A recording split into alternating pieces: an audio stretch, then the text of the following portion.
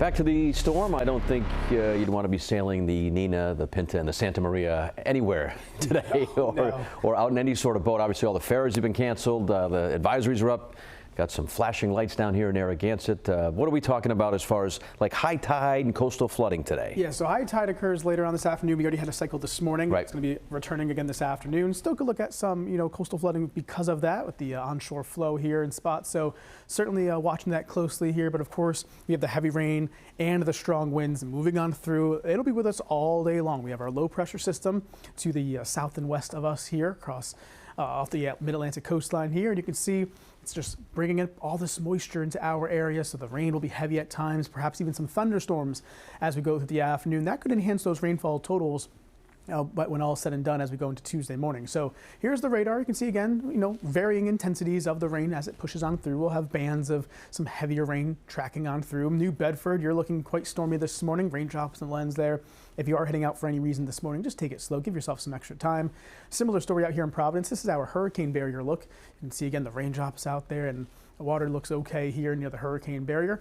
Temperatures in the 50s. It's chilly raw feel. That'll be the case all day long. These temperatures won't really move much at all for today. Current wind speeds, this is the constant wind, anywhere about 10, 15, even 20 miles per hour. Again, that's the constant wind that's happening. These are the gusts as high as about 30, 35 miles per hour. Block Island currently gusting to about 43, Martha's Vineyard 46. So you can see those stronger wind gusts are confined to the immediate coastline as expected, and that's why we have a high wind warning in place for Block Island, Nantucket, Martha's Vineyard. That's until 2 p.m. today for, again, those strong wind gusts and some spotty power outages. So here's a breakdown of our storm. Additional rainfall anywhere from about 1 to 3 inches. Again, some locally higher amounts than any thunderstorms that may track over the same areas later on today. Strong winds continue all day long.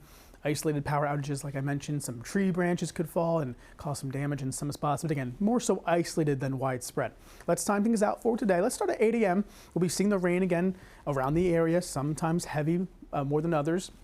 That continues right into the late morning, early afternoon hours. Notice though, as we go into 2 p.m., still seeing some of these embedded downpours and thunderstorms pushing on in from the offshore waters, and they'll be moving on through for the second half of the day into tonight. So we're still with this storm, even at 8 p.m. tonight, still seeing some of that heavier rain track on in, and that'll be the case as we head into early Tuesday as well, with the, again, rain continuing for the first half of Tuesday before we finally see some drier weather take over for later in the day. So again, the storm's with us for the next several hours here as the rain and wind continues. 7-day forecast here for you showing the rain and wind lingering into early Tuesday. Better weather arrives for Wednesday. Temperatures low 60s, much cooler for Thursday, 54.